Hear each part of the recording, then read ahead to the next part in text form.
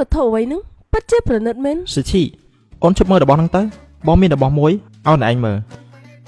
nick cứ chia bọp đến nơi sớm cao vốn lìn ta sự chi hai đứa bay ban chỉ ôn đăng cho ba mẹ vật thổ men làm lại ní cứ được không một tí thổ được bao nhiêu men lo can này dụ bà đăng thanh nẹt sấy anh mơ đăng pi bạch thổ bờ rán môn ní phu dương mình chăm ba chăm nải lôi mùi liên đờ lá từ chu nẹt chăm nín mọc vi đầm lấy bạch thổ bờ rán môn ní tê mùi liên có từ mơ vật thổ bờ rán ai rồi lại ban hay giờ nó men đang tự phát hiện lên sân này nick cứ chia cả đó là ô muối sầm rập mê top tông san đôi chỉ dưỡng thay bị nợ mơ vật thổ bờ rán mà đón $50 ជួយពិនិត្យមើលខ្ញុំបន្តិចមើល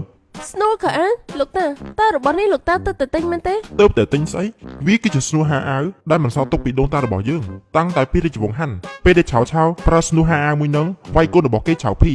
នៅថាជាអ្នកជំនាញទៀតមិនដែលស្គាល់វត្ថុបុរាណផង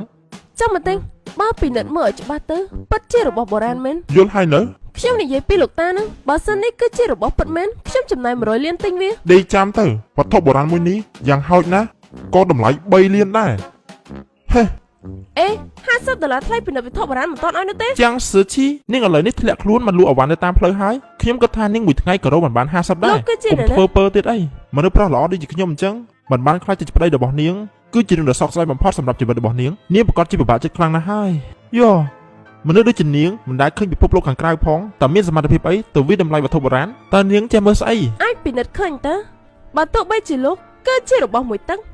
នាងគ្រាន់បើខ្ញុំដើមឡើយមិនចង់ឆ្លោះជាមួយនាងទេក៏ប៉ុន្តែនាងដូចជាចង់លេងជាមួយភ្លើងខ្លាំងពេកហើយខ្ញុំប្រាប់នាងខ្ញុំឥឡូវនេះគឺជាអ្នកជំនាញនៅសមាគមវិតម្លៃវត្ថុបុរាណថ្ងៃស្អែកនេះគឺមានការប្រកួតវិតម្លៃវត្ថុបុរាណតើនាងហ៊ានមកប្រកួតជាមួយខ្ញុំទេ គ្មានអីគួរឲ្យខ្លាចទេប៉ុន្តែកន្លងផុតចាប់ពីថ្ងៃស្អែកទៅរហស្សនាមរបស់លោកអ្នកជំនាញមើលវត្ថុបុរាណប្រហែលជាស្អុយដូចជាមាត់របស់លោកអញ្ចឹង ជួបគ្នាថ្ងៃស្អែក ថ្ងៃទី1ជិះប្រឡូកមិនគួរណាជួបរឿងសោះបែបនេះសោះហើយក៏មិនបានតាំងអារម្មណ៍ឲ្យស្ងប់ខឹងឡើងចេញស្នាមជួយជ្រួញអស់ទៅហើយថ្ងៃស្អែកនេះគឺត្រូវតែមានស្មារតីរឹងមាំ ថ្ងៃស្អែកនេះអូនពិតជាចង់ទៅប្រកួតការប្រកួតវិតម្លៃវត្ថុបុរាណមែន ប្រកាសជាត្រូវតែចូលរួមហើយដើម្បីការពារសេចក្តីថ្លៃថ្នូររបស់ខ្ញុំគឺជាមេទ័ពសង្គ្រាមត្រូវតែប្រយុទ្ធ បាននៅក្នុងកាតមួយនេះគឺមានលុយជាង1លានប្រសិនបើអូនឃើញវត្ថុបុរាណណាដែលអូនពេញចិត្តអូនទិញយកមក អញ្ចឹងលុយទាំងអស់នេះចាត់ទុកថាគឺជាការវិនិយោគទុនរបស់លោកទៅចុះថ្ងៃស្អែកនេះសន្យាថានឹងឲ្យលោកចំណេញគុណនឹងពីរ ការប្រកួតនៅថ្ងៃនេះចាប់ផ្ដើមសូមអញ្ជើញអ្នកជំនាញវ៉ងឈៀងមើលទៅចាស់សាជីនាងពិតជាមិនហ៊ានមកមែន នរណាថាខ្ញុំមិនមកអាចចាប់ផ្ដើមបាន វត្ថុបុរាណទី1គឺចាស់សាជីបើនាងចោះចាញ់ឥឡូវនេះនៅតាន់ពេលវេលាបើមិនអញ្ចឹងទេបន្តិចទៀតនេះនាងនឹងត្រូវគេសោចហើយ សម្ដីមួយនេះខ្ញុំគួរតែនិយាយទៅលោកនោះទេ ពេងមួយនេះមានកម្រាស់ក្រាស់និងពណ៌ដិតល្អខ្ញុំវាតម្លៃថាវាគឺជារបស់ពិតដល់វេននាងវាតម្លៃម្ដងហើយ ខ្ញុំក៏ថាជារបស់ពិតដែរ ការវាតម្លៃគឺត្រឹមត្រូវម្នាក់ទទួលបានមួយបន្ទុកតមកទៀតដល់វត្ថុបុរាណទី2រូបខាងក្រៅគឺគួរឲ្យតាក់ទាញរឹងហើយមានពន្លឺភ្លឺមិនស្រអាប់ខ្ញុំវាតម្លៃថាគឺជារបស់ពិត ខ្ញុំក៏អញ្ចឹងដែរ អ្នកទាំងពីរទទួលបានមួយបន្ទុកបន្ថែមទៀតចាស់សាជីនាងគ្រាន់បើនាងនិយាយតាមតែខ្ញុំទេខ្ញុំនិយាយថារបស់ពិតនាងក៏និយាយថារបស់ពិតដែរ បើវាគឺជារបស់ពិតមែនឲ្យខ្ញុំនិយាយថារបស់ខ្លាំងៗយ៉ាងម៉េចទៅឥឡូវលោកចង់ប្រកួតយ៉ាងម៉េចទៀត ឥឡូវចូលដល់ជុំទី3ទុកឲ្យនាងមើលវត្ថុរបស់ខ្ញុំយកចេញមកឥឡូវនេះនាងពិនិត្យមើលរបស់មួយនេះមើល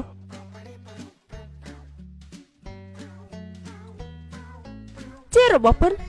វាមានតម្លៃ100000 បើនាងនិយាយថាវាគឺជារបស់ពិតនាងឲ្យតម្លៃ100000ខ្ញុំព្រមលក់ឲ្យនាង លោកកុំស្ដាយក្រអសោះណាមកលុយត្រូវបានបង់ចំនួន100000 ចាស់សាជីនាងតាប៉ាត់ទៅក៏មិនចេះស្អីដែរឃើញរបស់អីក៏ថារបស់ហ្នឹងពិតខ្ញុំប្រាប់នាងនេះគ្រាន់តែជាអង្កាំដែលខ្ញុំរើបានពីក្រោមស្ពានទេតម្លៃវាត្រឹមតែ500រៀលហ្នឹងលុយ100000នេះចាប់ទុកជាលុយបងថ្លៃរៀនជាមួយខ្ញុំចុះ អង្គការមួយនេះគឺពិតជាគ្មានតម្លៃមែនក៏ប៉ុន្តែនេះគឺជាប្រអប់ឈើណាមកដែលបន្សល់ពីរាជវង្សមីងឆៅប្រសិនបើខ្ញុំលក់វាវិញគឺខ្ញុំអាចលក់វាបានតម្លៃរាប់លានដុល្លារឯណោះ មិនអាចទេប្រសិនបើវាគឺជារបស់ពិតមែនហើយដើម្បីបានជាខ្ញុំមើលមិនដឹង បើមិនអញ្ចឹងទេពួកយើងអញ្ជើញលោកគ្រូមកពិនិត្យមើលទៅ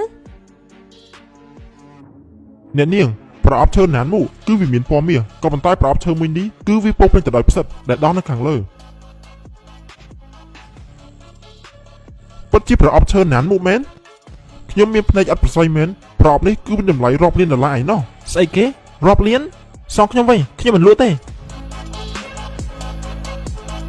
អរគុណដែលលោកបានលក់របស់មានតម្លៃមួយនេះមកឲ្យខ្ញុំលើកនេះគឺមកមិនខាតជើងនោះទេលាយ សិជីអូនសិសម្ពុតនឹងទៅពិតជាស្អាតមែន ថ្ងៃនេះអូននឹងទៅជួបភ្ញៀវជនជាតិកូរ៉េជាមួយនឹងបងប្រកាសណាអូនត្រូវតែស្លៀកពាក់បែបប្រពៃណីជនជាតិចិនរបស់យើងឲ្យគេបានឃើញ លោកប្រធានគីមសូមស្វាគមន៍ដែលលោកទៅមកពីប្រទេសកូរ៉េ សួស្តីលោកប្រធានលីអ្នកនាងម្នាក់នេះគឺជាប្រពន្ធរបស់លោកមែនពិតជាស្អាតមែនមើលទៅលោកដូចជាឲ្យតម្លៃកិច្ចសហការរវាងពួកយើងទាំងពីរណាសូម្បីតែប្រពន្ធរបស់លោកក៏ស្លៀកពាក់បែបប្រពៃណីជនជាតិកូរ៉េ ប្រហែលខ្ញុំចង់ប្រាប់លោកថានេះគឺជាសម្ពុតមុខសេះហាន់ហ្វូរបស់ជនជាតិចិនខ្ញុំ ដឹងថាអាវប្រពៃណីរបស់ជនជាតិចិនគឺលួចចម្លងពីអាវប្រពៃណីជនជាតិកូរ៉េខ្ញុំ ថ្លើមធំ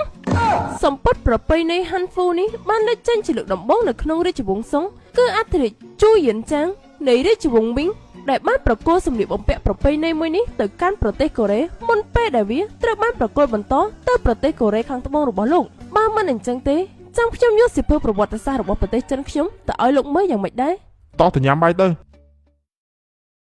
លោកអគ្គនាយកខ្ញុំសូមទៅផងឥឡូវនេះលោកអគ្គនាយកមានកិច្ចប្រជុំមួយទៀតដែលត្រូវទៅតែអញធ្វើការយ៉ាងម៉េចណារៀបចំកម្មវិធីពីរក្នុងពេលតែមួយលុបចោលកិច្ចប្រជុំទៅ អេកុំលុបចោលបងទៅប្រជុំទៅចាំអូនជាអ្នកទទួលភ្ញៀវលោកប្រធានគឹមខ្ញុំបានរៀបចំម្ហូបជាពិសេសជាការស្វាគមន៍ដល់លោកសាច់ជ្រូកជូរអែមហើយក៏មានជាមួយនឹងមាត់បំពងខ្ញុំមិនដឹងទេថាតើវាត្រូវមាត់របស់ពួកលោកដែរឬទេ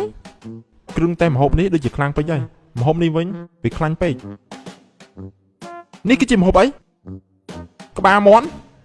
ជនជាតិចិនរបស់នាងស៊ីរបស់ចឹងមែន ពិតជាជ្រូកព្រៃមិនចេះញ៉ាំបង្គាមែន តើនាងនិយាយអី អូសូមលោករងចាំបន្តិចអ្នកបម្រើឆាប់ប្រមូលម្ហូបទាំងអស់នេះចេញហើយយកអាហារសម្រន់ទាំងអស់មកជំនួសវិញលោកប្រធានគឹមសូមរងចាំបន្តិច នេះទៅគេហៅថារបៀបទទួលភ្ញៀវក៏ប៉ុន្តែវាគួរឲ្យសោកស្ដាយណាស់មិនមានគីមជីរបស់ប្រទេសកូរ៉េខ្ញុំ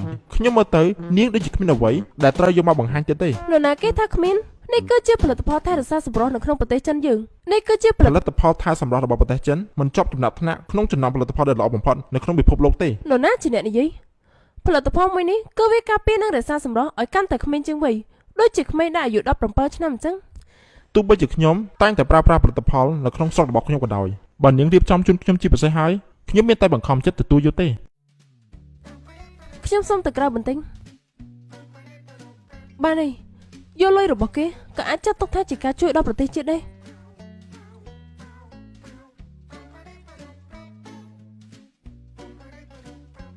ល្អមែនផលិតផលមួយនេះពិតជាល្អមែនយកទៅតាមខ្លួនក៏ងាយស្រួលដែរពួកឯងចាំយកម្នាក់មួយប្រអប់ទៅ ស្មានម្ដងទេថាលោកប្រធានគឹមក៏ចូលចិត្តប្រើប្រាស់ផលិតផលថែរក្សាសម្រស់របស់ប្រទេសចិនខ្ញុំដែរចូលចិត្តរហូតដល់ថ្នាក់លួចប្រើស្ងាត់ទៅហើយ ពួកយើងឥឡូវនេះហត់ហើយ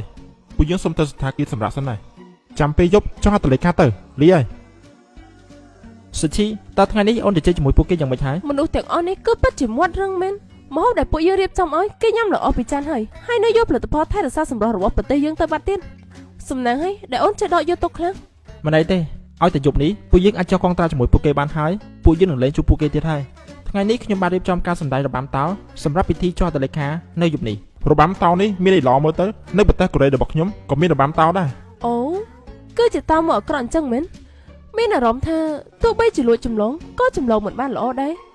មិនអញ្ចឹងទេខ្ញុំចង់អញ្ជើញអ្នកទាំងពីរឲ្យទស្សនាកីឡាតៃក្វាន់ដូរបស់ប្រទេសកូរ៉េខ្ញុំមកគេគឺជាជើងឯកតៃក្វាន់ដូឲ្យអ្នកទាំងអស់គ្នាឃើញពីមហិទ្ធិឫទ្ធិកីឡាតៃក្វាន់ដូរបស់ប្រទេសកូរ៉េខ្ញុំ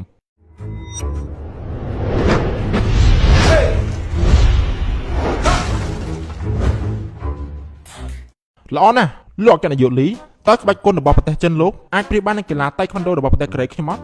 ពិតមែនទេខ្ញុំក៏ចេះក្បាច់គុនមួយចំនួនដែរបើមិនអញ្ចឹងទេឲ្យខ្ញុំឡើងសាក់លបងជាមួយគេបានទេ បើនាងចាញ់ដូនតារបស់នាងប្រកាសជាបាក់មុខខ្លាំងណាស់ហើយ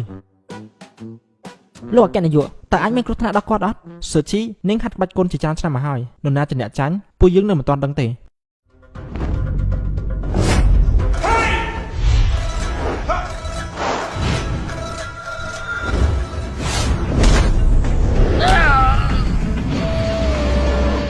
អត់បានការក្រោបឡើងឆាប់ផ្ដួលលេងភ្លាម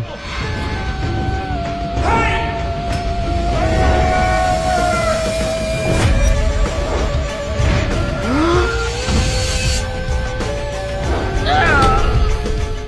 ទទួលការគោរព ពួកលោកឈួតអស់ហើយតែនេះគឺជារបៀបបន្ទូភ្ញៀវនៅប្រទេសរបស់ពួកលោកមែន លោកមិនមានជំនាញដូចជាពួកយើងចាញ់ហើយនៅមិនទទួលស្គាល់ទៀត ខ្ញុំលុបចោលកិច្ចសហការទាំងអស់ចាប់ទុកតែជាការពិន័យទៅលើក្រុមហ៊ុនរបស់ពួកលោក មិនមែនលោកមកលុបចោលកិច្ចសហការជាមួយពួកយើងទេពួកយើងនឹងមិនឈប់រាល់ការសហការនិងការរកស៊ីជាមួយក្រុមហ៊ុនពួកលោកទាំងអស់បាត់បង់ទីផ្សារចិនដូចជាបាត់បង់អ្វីៗគ្រប់យ៉ាងអញ្ចឹងតោះពួកយើងទៅ លោកកណ្ដាលយុខ្ញុំដឹងខុសហើយសូមលោកទៅឱកាសពួកយើងម្ដងទៀតទៅ តែលោកដែលលើពីបារាំងចិនគេនិយាយថារឿងមួយមិនអាចធ្វើលើ3ដងទេយឺតពេលហើយ ត្រូវចាំថាប៉ះអ្នកណាបានតែកុំប៉ះជាមួយនឹងជនជាតិចិន